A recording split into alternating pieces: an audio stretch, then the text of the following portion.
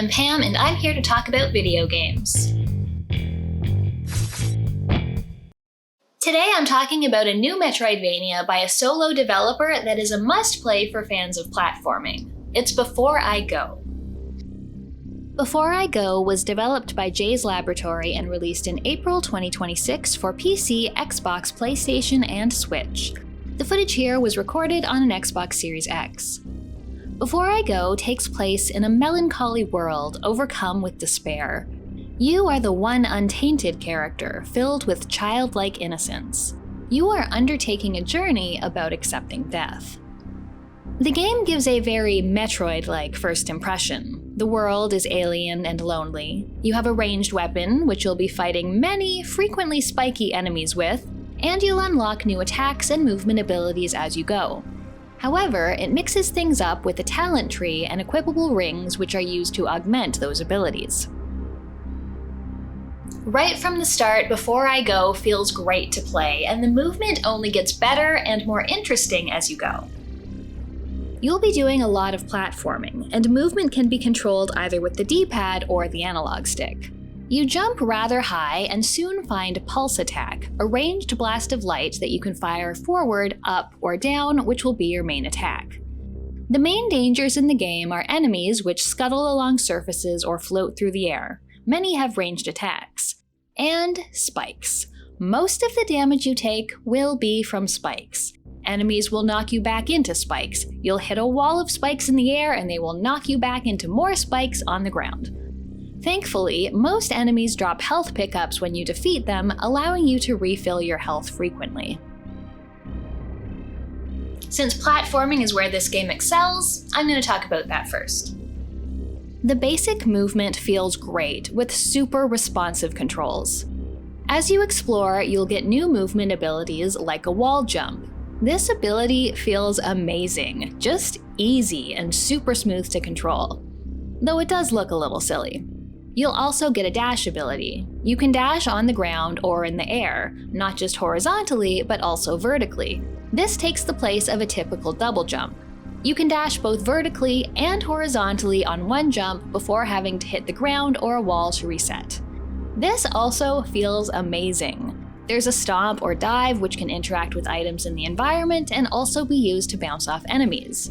You'll also gain ways to interact with some mysterious obstacles, making platforms show up or grappling on orbs. Before I Go is full of long, complicated platforming gauntlets. This is where the bulk of the challenge and the satisfaction lives.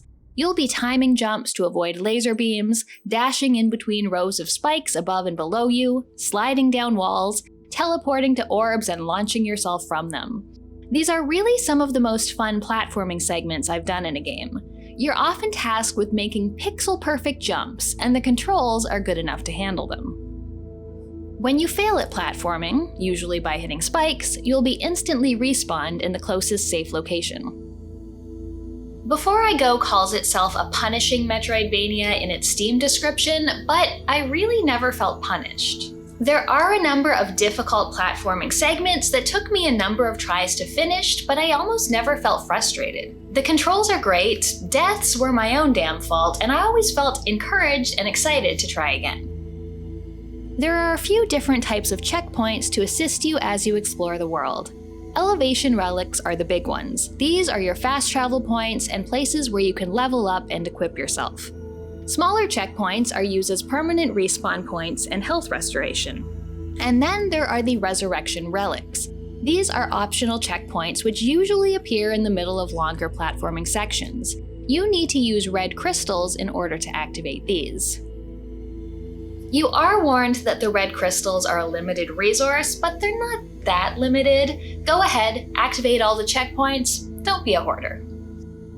Using the resurrection relics will ensure that you never lose too much progress if you die while platforming. Another platforming challenge the game has in store for you is a sort of puzzle to activate generators. You'll need to hit all of the orbs connected to the generator in the right order and do it fast enough so they're all activated at once. Doing this will power up elevators or other mechanisms in the zone. The combat in this game is not really the standout, but I found it perfectly fine. There are a number of new combat abilities you'll find as you go, though I didn't find I used all of them. In addition to your normal attacks, you'll also get some stronger abilities that make use of your energy meter. You can only use them so many times before they need to recharge. There's a beam attack, which fires a continuous beam ahead of you, and a blast, which sends out an orb that explodes on impact. Blade attack is a melee ability, which I honestly don't think I ever used. Similarly, there is an absorb to negate enemy projectiles, which also has an exploration use. You can hold down your attack button for a charge attack. You also get a stasis ability, which temporarily freezes any enemies or projectiles around you. There aren't too many bosses in the game, and they are mostly quite simple. The final boss was the only one that provided much of a challenge. If you do find you need some extra help, either in combat or platforming, there are abilities you can purchase with red crystals at the checkpoints to temporarily increase your health, power, or damage done. Exploration is rewarding because of how fun it is to move around, but there are also some items and collectibles to find. You'll be gaining regular currency, which is used to level up. The talent tree is interesting because it's broken into tiers that unlock based on how much you've explored, so you can't really grind to overlevel, you need to make progress. The talents generally make you do more damage or increase your health or energy. There are also equipable rings to find which can augment abilities, allowing you to collect currency from further away, increasing one type of damage while decreasing another, passive health regen, or retaining red crystals. I do enjoy that your character has a weak magnetic effect to pick up currency right from the start. It saves a lot of time not chasing after it. There are also collectible insects to find, and you can turn these into a certain NPC for rewards. I do wish the game had a few more shortcuts to open up to make backtracking a bit more convenient. A few extra fast travel points wouldn't hurt either. There are times when it's not entirely clear what to do next, or when you're making a sweep for collectibles when backtracking can be a bit of a slog. The map is decent, accurately reflecting the shape of the world, and it does let you mark areas to come back to later. It is missing a legend and the names of the zones on the map, though. When it comes to the game's presentation, I think it looks and sounds nice. The soundtrack is melancholy and pretty.